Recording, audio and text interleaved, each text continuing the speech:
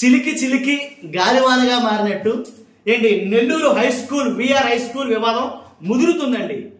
నిజంగా ఇదంటే నెల్లూరులో ఉండే విఆర్ హై స్కూల్ వివాదం ఎన్నో దశాబ్దాల చరిత్ర కలిగిన హై స్కూల్ అది విఆర్ హై స్కూల్ అనేది. కానీ ఈ విఆర్ హై స్కూల్ ని సిఎస్ఆర్ ఫండ్స్ ద్వారా మంత్రి నారాయణ గారు, ఎవరైతే నారాయణ గారు ఉన్నారో నారాయణ గారు ఆ హై స్కూల్ ని అభివృద్ధి చేసి ఏంటి దాన్ని లోకేష్ గారితో మరలా ఒకసారి రీఓపెనింగ్ అయితే చేయించారు. చాలా మంది చూసే ఉంటారు అప్పుడు.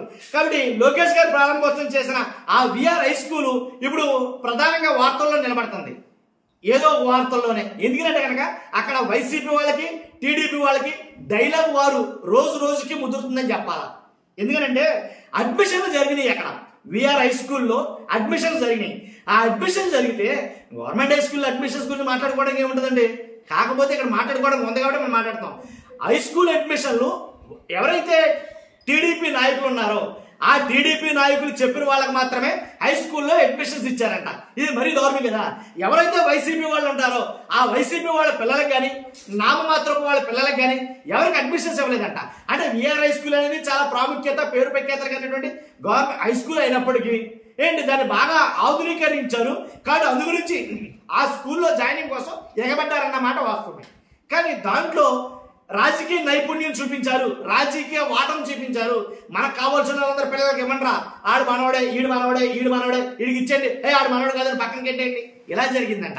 కాబట్టి వైసీపీ వాళ్ళకి అయితే సార్ దారి దిక్కు లేదు, తీరుదను లేవు వాళ్ళకి. వాళ్ళైతే ఇంకా వాళ్ళ పిల్లలకి ఇంకా స్కూల్లో అడ్మిషన్స్ లేవు. కాబట్టి హై స్కూల్లో అడ్మిషన్స్ లో చాలా రాజకీయం అయితే చూపించారు అని బాగా వివాదం అయింది ఈ విఆర్ హై స్కూల్ గురించి.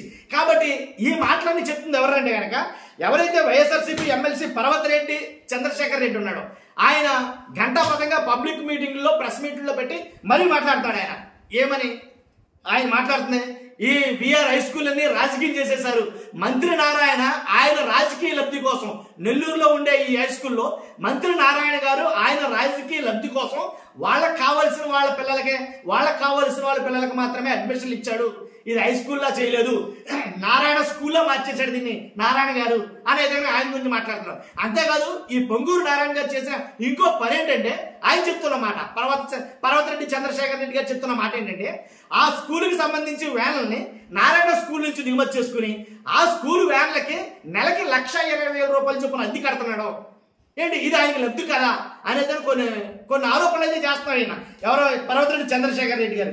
కాబట్టి అంతేకాదు నేను సర్వే చేశాను, ఆ ఏరియాలో మొత్తం నేను సర్వేలు చేశాను. సర్వేలు చేసి ఏంటి ఎవరు ఏ పిల్లలకి సీట్లు వచ్చి అడ్మిషన్లు ఇచ్చారు, ఏ పిల్లలకి సీట్ అడ్మిషన్లు ఇవ్వలేదు అని చూస్తే పేద పిల్లలకి ఎవరికి అడ్మిషన్లు ఇవ్వలేదు. అక్కడ అందరూ వాళ్ళకి కావాల్సిన పిల్లలకి మాత్రమే అడ్మిషన్లు ఇచ్చారు. కానీ చాలా మంది నష్టపోయారు అని అయితే కనుక ఆయన ఘంటాపథంగా చెప్తున్నాడు.